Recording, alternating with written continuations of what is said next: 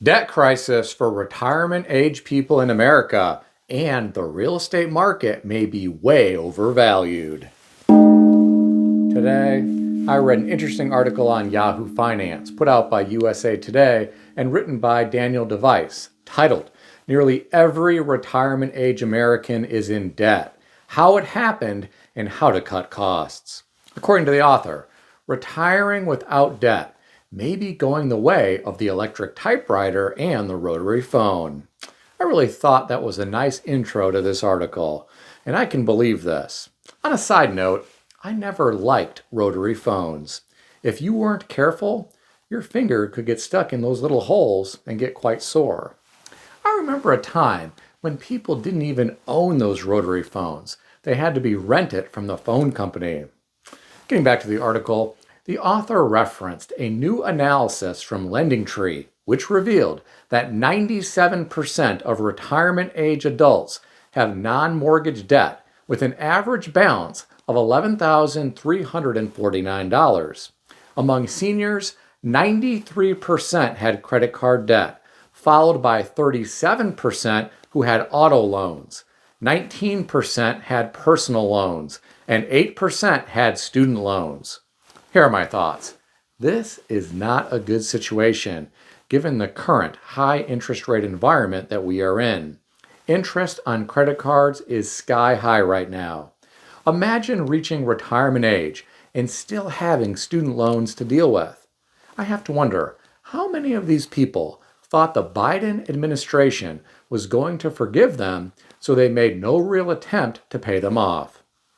Some should have taken advantage of the years after the pandemic when federal student loan payments and interest were both on pause. That would have been a great time to pay down some of this debt. What really surprised me was the high percentage of retirement age people with auto loans. Social Security doesn't pay much. If I was nearing retirement age or if I was retired, I would not want a car payment. Please understand, I'm not criticizing people who have debt, such as car payments. I get it. The cost of just about everything in life, including cars, has gone up astronomically. Many people haven't seen their wages keep pace with the rising cost of goods and services. I think the masses are finally starting to question some of the official government numbers. With that said, I'd still want to find a way to have a car that was paid off, that was inexpensive to repair, and inexpensive to insure if I was nearing retirement age or currently retired. As many of you know, I'm still driving a 2004 Toyota Camry with 425,000 miles on it. My insurance is incredibly low. I had my insurance carrier quote me for a 2025 Toyota Camry, and the cost was approximately double what I am paying now. In addition to that, the registration cost is much more. And the cost for the low-profile tires is about double from what it costs me right now with the large sidewall variety. Maybe I put too much thought into all of this. I just think keeping your costs down as you near retirement or when you are retired could be a smart thing to do. But what do I know? I'm just some guy on YouTube with a gong. What do you think about all this? Share your thoughts in the comment section below. It's not just retirement age people who are struggling financially.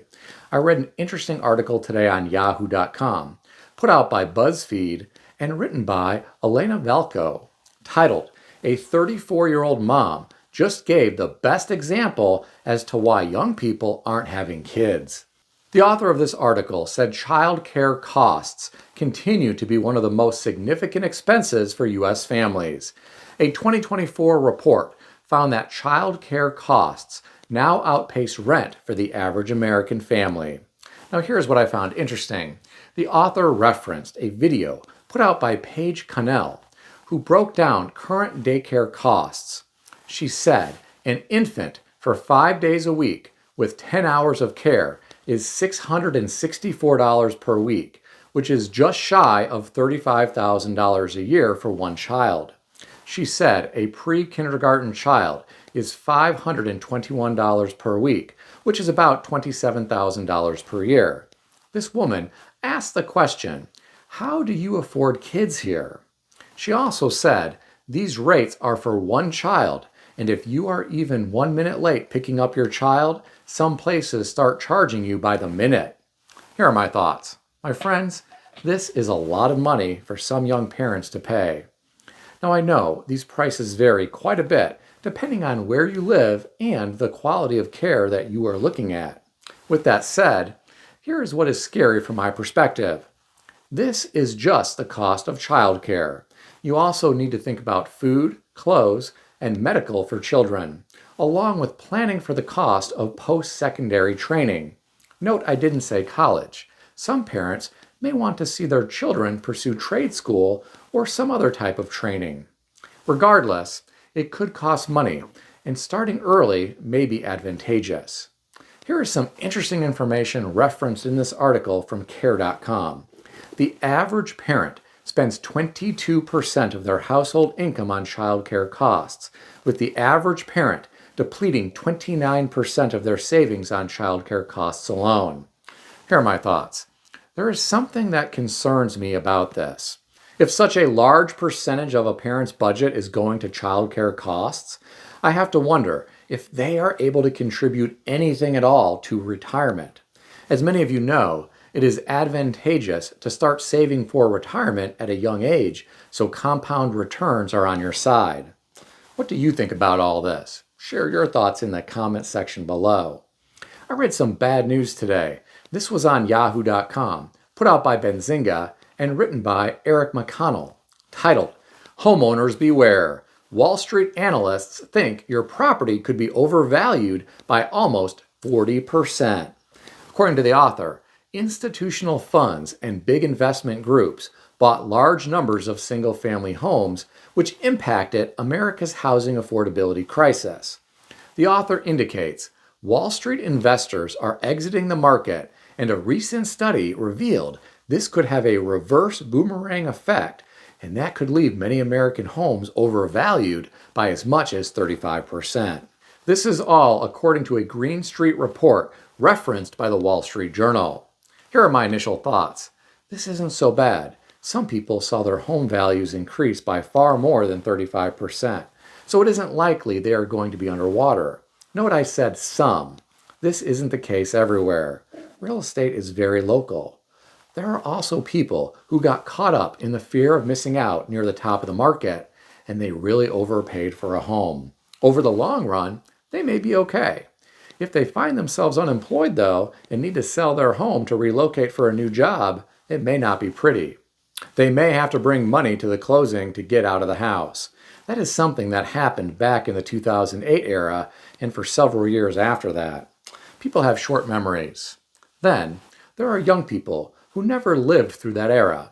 They became adults during an unusual time when real estate has gone straight up. The author said, this could create a financial nightmare for millions of American homeowners whose net worth is often tied to their home's value.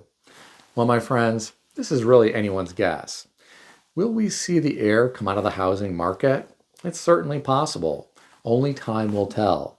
For some people, this could be problematic.